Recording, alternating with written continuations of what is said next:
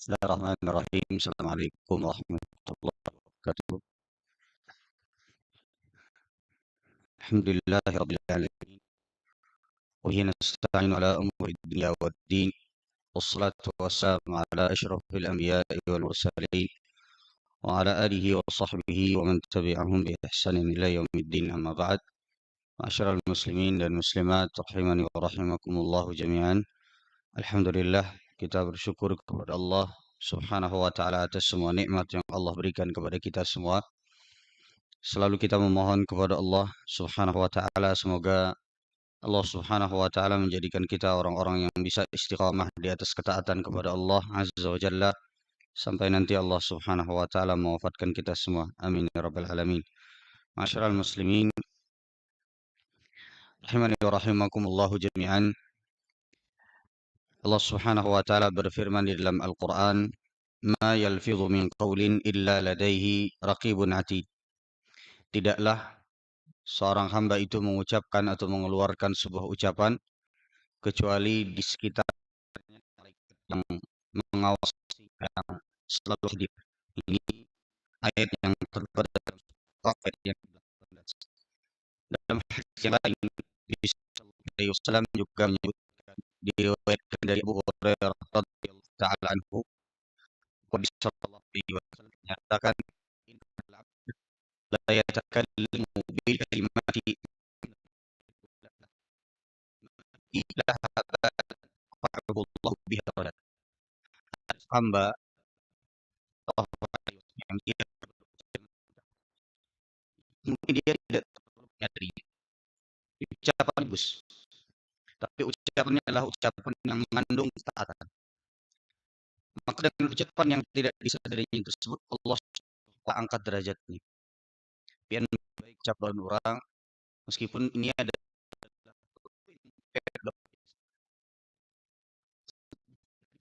derajat yang di Subhanahu wa taala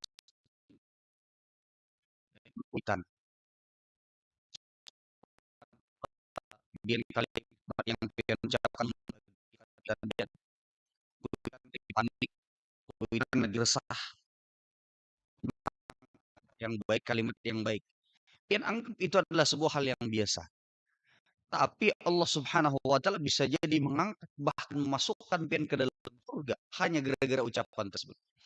Tapi sebaliknya kata Nabi sallallahu alaihi wasallam, "Wa innal 'abda la yatakallamu bil kalimati." Ada seorang hamba atau sebagian orang yang berucap dengan kalimat, ma yulqi laha balan. Dia tidak menyadari kalau ucapannya tersebut adalah ucapan yang berat atau ucapan yang mengandung dosa. Kata Nabi sallallahu alaihi wasallam, yahwi biha fi jahannam, yang menyebabkan dia masuk ke dalam neraka jahannam. Nah, ini berat karena kadang-kadang kalimat yang kita ucapkan itu bisa membuat seseorang, para ulama menyebut, kok bisa sampai masuk neraka jahannam? Kok bisa sampai tergolong orang-orang yang dimasukkan ke dalam neraka? Karena di antara perkataan itu ada kalimat atau perkataan yang langsung menunjukkan orang tersebut tidak,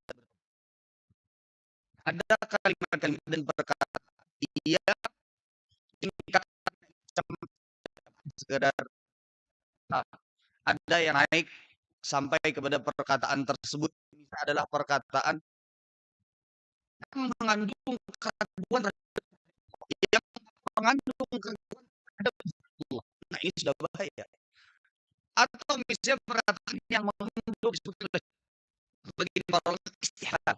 Istihlal itu artinya haram. Dia tidak melakukan perkara yang haram.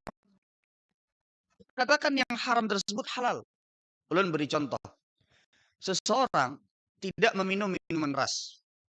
Satu teguk pun dia tidak pernah minum minuman keras. Tapi dia mengatakan minum minuman keras itu halal. Ini lebih berat daripada orang yang meminum minuman keras.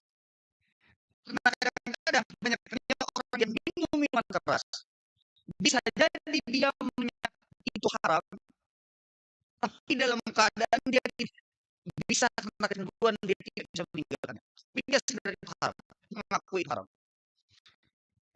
Ini saya dengar ketimbang tidak meminum minuman keras, tapi minuman keras itu halal.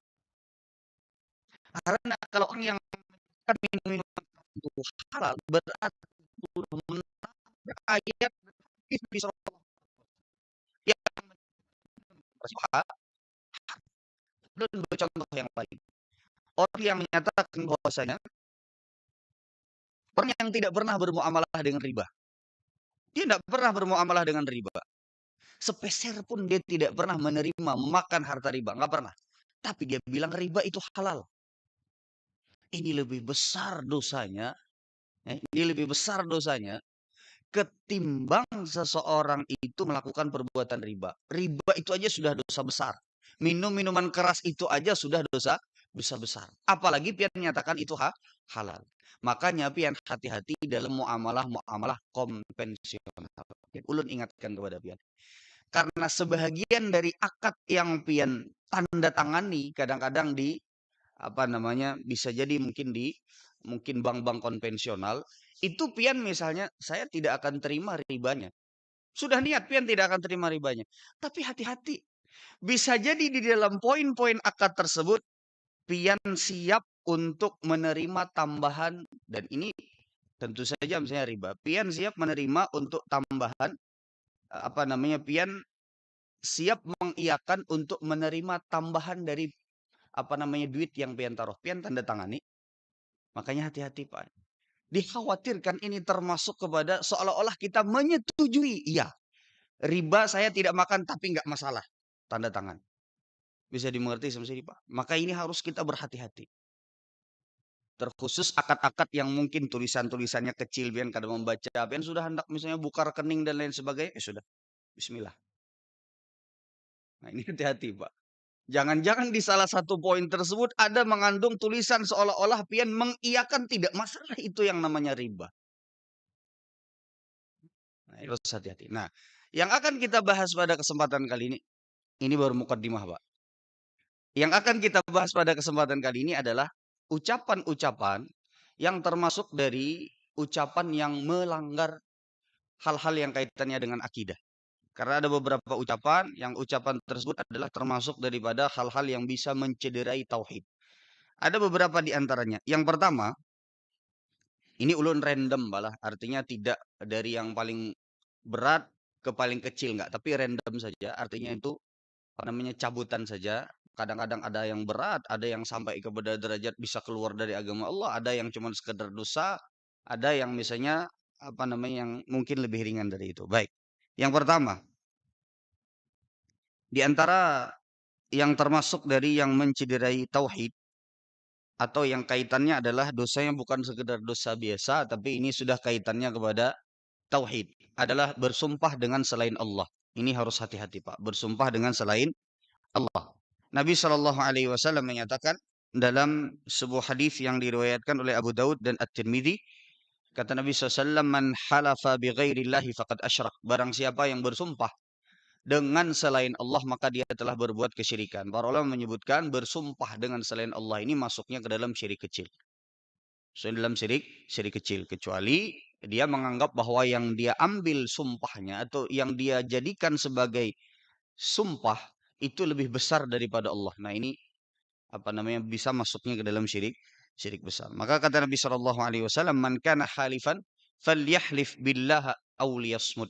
Barang siapa yang hendak bersumpah, maka hendaklah dia bersumpah dengan nama Allah atau misalnya dengan salah satu daripada nama-nama Allah seperti misalnya demi Ar-Rahman, demi Ar-Rahim atau misalnya demi zat yang jiwaku berada di tangannya sebagaimana biasa diucapkan oleh Nabi SAW. Tapi kalau bersumpah dengan yang lain seperti demi ayah, demi ibu atau misalnya demi nenek moyang, demi anak-anak ini tidak boleh. Baik. Kemudian yang berikutnya ya di antara hal yang termasuk dari mencederai tauhid, di antara hal yang termasuk dari yang mencederai tauhid adalah seluruh ucapan yang termasuk ke dalam hal mengolok-ngolok agama. Baik yang kita sadari ataupun yang tidak kita sadari. Ini hal yang harus kita fahami. Allah Subhanahu wa taala berfirman dalam surah At-Taubah ayat yang ke-65, Jadi mengolok-olok agama itu macam-macam Pak bentuknya. Nah, kita sebutkan dalilnya dulu. Qul abillahi wa ayatihi wa rasulihi kuntum tastahzi'un. Kata Allah Subhanahu wa taala, katakanlah, apakah dengan Allah dan juga dengan ayat-ayatnya, dengan tanda-tandanya, dan juga dengan Rasulnya, kuntum tastahzi'un. Kalian mengolok-olok. Jadi macam-macam Pak. Tapi intinya kurang lebih adalah menggunakan ayat-ayat Allah atau menggunakan syariat Allah, kurang lebihnya itu untuk mengolok-olok, untuk membuat orang tertawa dan yang tidak pantas. Contoh seperti misalnya eh, ulun sering dengar dulu ya kalimat-kalimat, ulun tidak tahu ini asalnya dari mana, tapi ulun akan jadikan contoh. Kalau mengolok-olok kan mungkin jelas seperti misalnya azan diolok-olok.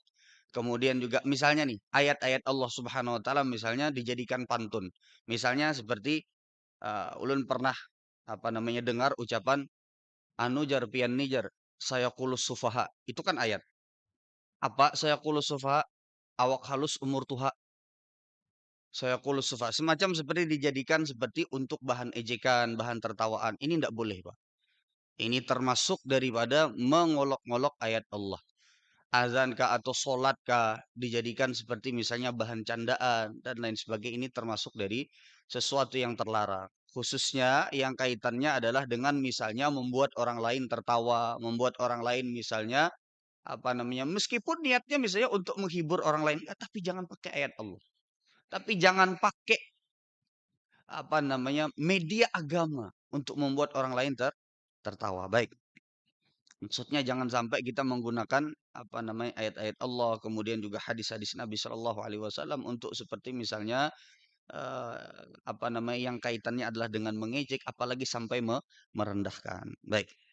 Kemudian yang berikutnya di antara yang termasuk dari eh, ucapan-ucapan yang menciderai tauhid atau ucapan-ucapan yang terlarang adalah mendikte atau mendahului atau ucapan yang menggambarkan bahwa orang tersebut mendahului keputusan Allah. Ini nggak boleh, Pak.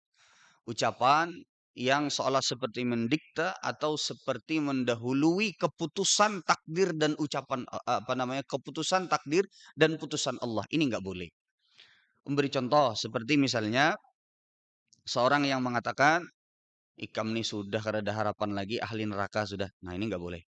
Atau misalnya ikam ini sudah jelas pasti matinya su'ul khatimah. Kada boleh. Ikam ini sudah jelas kada ada harapan lagi untuk diampuni oleh Allah. Tidak boleh. Jadi ucapan-ucapan yang mendikte sesuatu yang kita tidak ketahui dan itu hanyalah Allah yang mengetahui di masa depan. Ini nggak boleh, Pak. Makanya di dalam sebuah hadis yang diriwayatkan oleh Imam Muslim, Nabi Shallallahu Alaihi Wasallam menyatakan bagi orang yang mengatakan ada sebuah kisah yang dikisahkan oleh Nabi Shallallahu Alaihi Wasallam dalam Sahih Muslim. Wallahi la yaghfirullahu li fulan. Ada seseorang yang mengucapkan demi Allah, sesungguhnya Allah tidak akan mengampuni si fulan karena saking besarnya dosa-dosanya.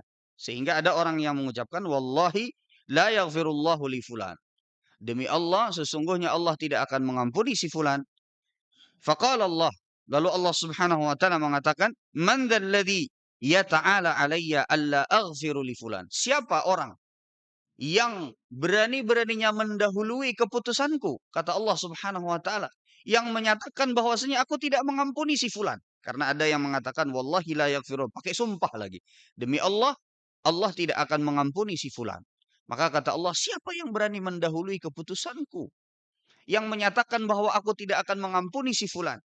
Maka kata Allah Subhanahu wa taala, "Inni qad ghafartu lahu wa ahbattu amalaka." Sesungguhnya aku telah ampunkan dosa-dosa si fulan yang engkau katakan bahwa aku tidak akan mengampuninya dan sebagai gantinya aku hangus dan binasakan seluruh amal solehnya. Jadi bahaya Pak, ucapan yang menyatakan kita ini seolah-olah mengetahui takdir Allah itu sampai akhir. Apalagi yang kaitannya adalah dengan perkara gaib yang di luar dari kehidupan dunia. Ikam ini pasti disiksa di kubur. Atau misalnya fulan ini pasti matinya ini adalah misalnya pasti matinya ini mati misalnya kada baik. Ini kada boleh baik. Karena Allah Subhanahu wa taala Maha mengetahui akhir dan penghujung dari kehidupan kita. Ada orang yang kehidupannya bagus kelihatannya, tapi di akhirnya su'ul khatimah. Ada. Sebagaimana di dalam hadis, seorang yang beramal dengan amalan para penduduk surga, ma yakunu laha bainahu wa bainaha illa dhira, sehingga tidak ada batas antara dia dengan surga kecuali hanya satu hasta. Tapi Allah takdirkan dia masuk ke dalam neraka. Sebaliknya ada orang yang amalannya amalan ahli neraka, amalannya penduduk neraka. Tapi di akhir Allah takdirkan dia bertaubat kepada Allah. Artinya akhir kehidupan kita itu misteri. Sehingga untuk kita menyatakan seolah-olah seperti tahu akhir kehidupan seseorang, ini nggak mungkin. Sehingga karena tidak mungkin dan menjadi rahasia Allah, dan menjadi sesuatu yang memang itu haknya Allah Subhanahu wa taala, bukan haknya manusia, Pak. Memponis orang, memponis kehidupan orang, memponis nanti di akhirat orang itu bagaimana, itu bukan haknya kita. Dan kita tidak mungkin bisa ikut campur dalam masalah tersebut. Meskipun tanda-tandanya ini sudah 90%. Itu pang tadi nang ujar Nabi Shallallahu Alaihi Wasallam, tidak ada batas antara dia dengan neraka kecuali hanya satu hasta. Saking paraknya. Itu orang-orang mungkin sudah mengira, wah ini satu hasta nih.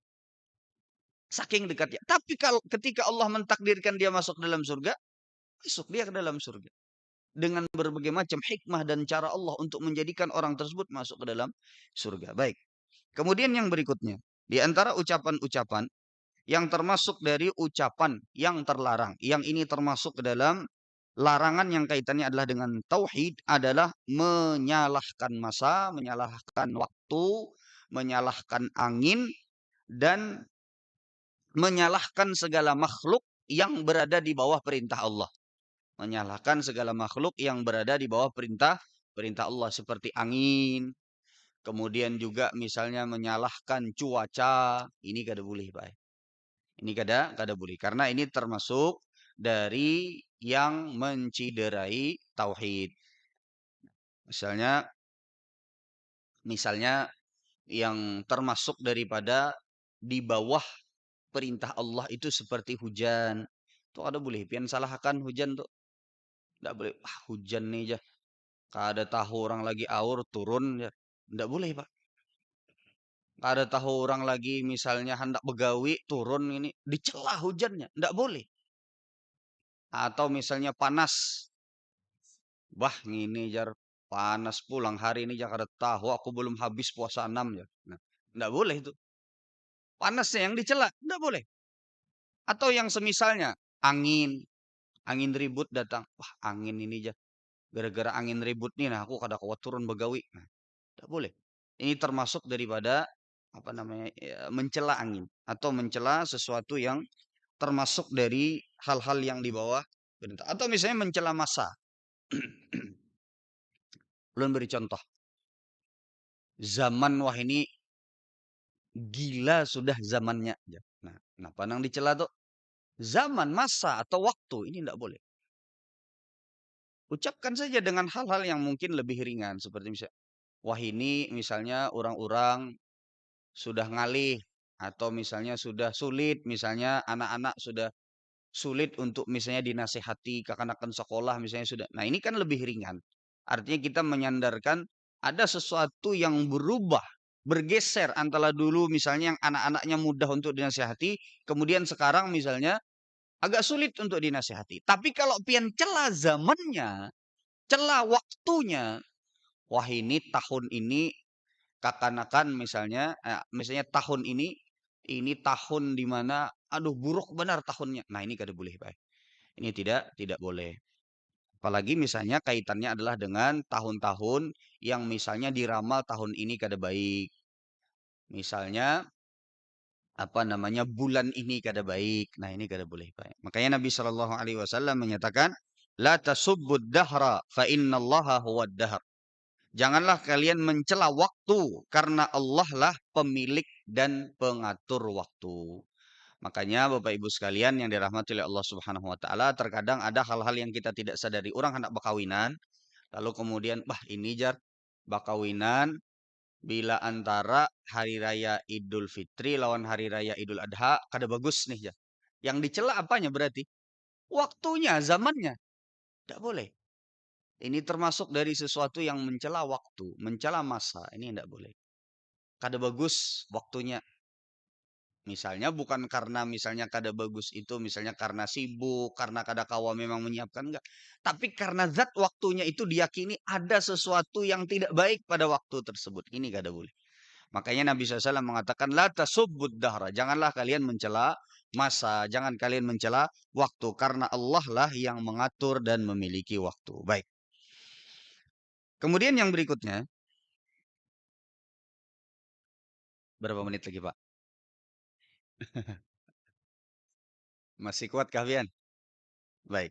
Kemudian yang berikutnya di antara ucapan-ucapan yang termasuk dari ucapan yang menciderai tauhid dan ini adalah termasuk dari yang mungkin ini sering kita ucapkan adalah kalimat lau atau kalimat andai atau kalimat jakanya kalau bahasa gitu tuh jaka atau seandainya atau apa lagi? Hah? Bahasa kita apa? Jakanya apalah? Apa lagi biasanya tuh? Jaka, andai. Nah, ini termasuk dari sesuatu yang tidak boleh kita ucapkan bila konteksnya itu adalah seolah-olah seperti tidak menerima takdir Allah. Ulun beri contoh, misalnya misalnya dalilnya dulu Nabi SAW mengatakan fa inna lau taftahu amala syaitan. Karena sesungguhnya kalimat seandainya itu atau kata-kata seandainya itu bisa membuka pintu syaitan. Memberi contoh misalnya seperti pian eh, disuruh bini pian menukarakan gula ke pasar. Di tengah jalan, tegugur pian berkendaraan. Bulik ke rumah, licak awak. Ujar bini pian, kenapa? Lalu pian menyarik-nyarik. Ikam nih, jakanya ikam kada menyuruh, kada gugur aku. Paham lah pian, Pak? Maksudnya begini, ketika kita menyandarkan sebuah keputusan itu atau sebuah kejadian itu, menjadikan sebabnya itu adalah sesuatu yang mungkin saja bukan itu sebabnya. Bisa jadi misalnya pian biarpun kada disuruh bini pian nukar gula ke pasar, bisa jadi gugurnya di muka rumah. Kalau memang sudah takdirnya, ya sudah. Tapi ketika pian menyatakan bahwasanya sebabnya adalah karena bini pian menyuruh pian tulak ke pasar, nah ini sudah menyimpang. Sudah salah. Makanya Nabi SAW mengatakan fa inna lau taftahu amala syaitan karena sesungguhnya kalimat lau itu atau kalimat seandainya itu adalah termasuk dari sesuatu yang akan membuka pintu syaitan. Seolah-olah seperti satu, bisa jadi kita tidak menerima takdir Allah. Jakanya aku bahari kadaka ini, jakanya aku bahari misalnya nih, jakanya aku baharilah kada apa namanya, jakanya aku bahari kada menjual rumah tuh, jar misalnya. Wah, sugiham aku wah ini. Karena rumahnya wah ini misalnya larang. Atau jakanya aku kada menjual emas bahari. Wah, bisa sugiham aku wah ini. Nah, ini termasuk dari sesuatu yang menggambarkan seperti apa namanya jakanya-jakanya atau seandainya ini termasuk dari sesuatu yang tidak boleh kita ucapkan. Tapi kalau seandainya jakanya itu untuk yang masa depan atau seandainya itu untuk yang masa depan itu nggak masalah, Pak. Misalnya eh, pian ucapkan kepada misalnya pian ucapkan kepada anak pian. Nah, kalau nah misalnya atau kalau seandainya ikam kaina lulus kuliah, ikam kaina misalnya aku beri hadiah. Nah, ini kan apa, Pak? Kalau seandainya, tapi untuk yang masa masa depan. Tapi kalau seandainya itu, kalau untuk masa lampau yang seolah seperti tidak menerima takdir Allah, nah ini yang kada boleh. Ini yang disebut oleh Nabi SAW, fa innalau taftahu amala syaitan. Sesungguhnya kalimat seandainya ini termasuk dari yang akan membuka pintu syaitan. Baik, yang terakhir. Yang terakhir di antara ucapan-ucapan yang termasuk dari ucapan yang menciderai tauhid adalah menyandarkan nikmat kepada selain Allah.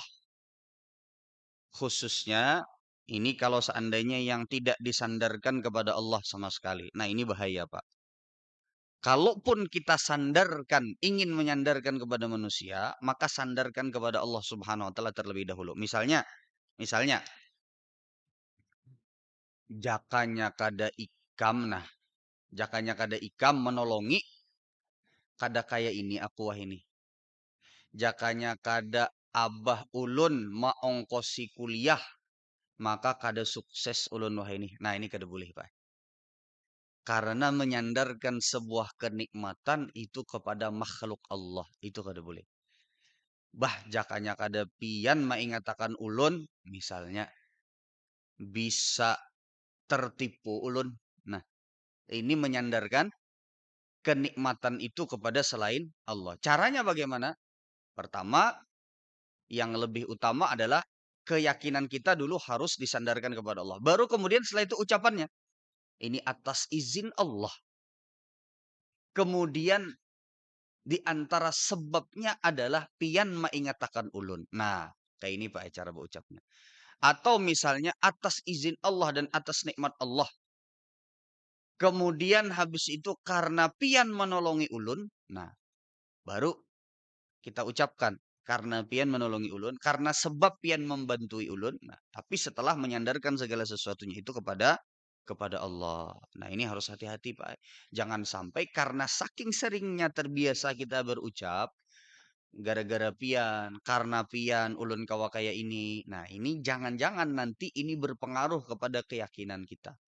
Itulah kenapa ya Allah Subhanahu wa taala berfirman di dalam surah An-Nahl ayat yang ke-83, ya'rifuna ni'matallahi thumma yunkirunaha wa aktsaruhumul kafirun. Tentang di antara kesalahan orang-orang kafir adalah mereka mengetahui nikmat Allah, kemudian mereka mengingkarinya. Sebagian para ulama tafsir menyebutkan bahwa di antara bentuk pengingkaran nikmat Allah itu yang biasa dilakukan oleh orang-orang kafir adalah tidak mengakui nikmat Allah itu adalah dari Allah Subhanahu wa taala.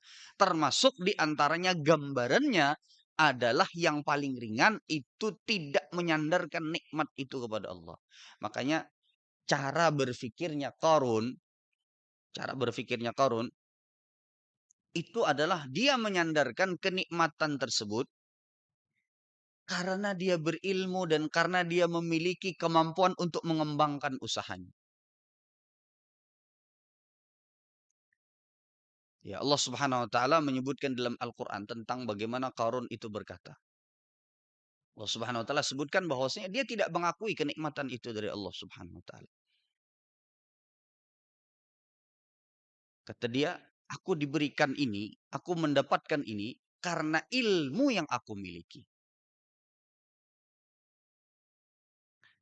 Nah, ini adalah sesuatu yang Allah Subhanahu wa taala ingin mengingatkan kita semua, jangan sampai kenikmatan itu disandarkan kepada diri. Misalnya seperti ulun sering berikan contoh, misal seperti pian bisi anak pintar, kemudian ditakuni orang, kenapa anak pian jadi pintar? Ujar pian misalnya karena sekolahnya bagus. Atau misalnya karena aku umpatakan les. Atau misalnya karena memang sudah keturunan pintar. Nah, ini sudah keturunan pintar. Dari abahnya pintar. Dari kakeknya tuh sudah pintar bahari gitu. Nah, ini ini jangan, Pak.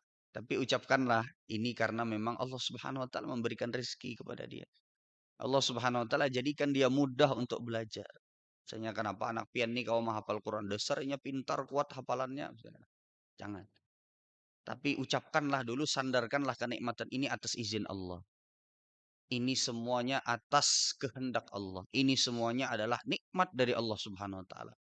Allah Subhanahu wa taala berikan kepada dia kemampuan misalnya untuk menghafal Al-Qur'an. Nah, ini di antara hal-hal yang termasuk dari kalimat-kalimat atau perkataan-perkataan yang bisa mencederai tauhid atau bisa apa namanya mencoreng tauhid kita. Maka meskipun ini bertingkat-tingkat, ada yang sangat besar, ada juga yang kecil. Artinya ada yang tidak sampai kepada misalnya syirik besar.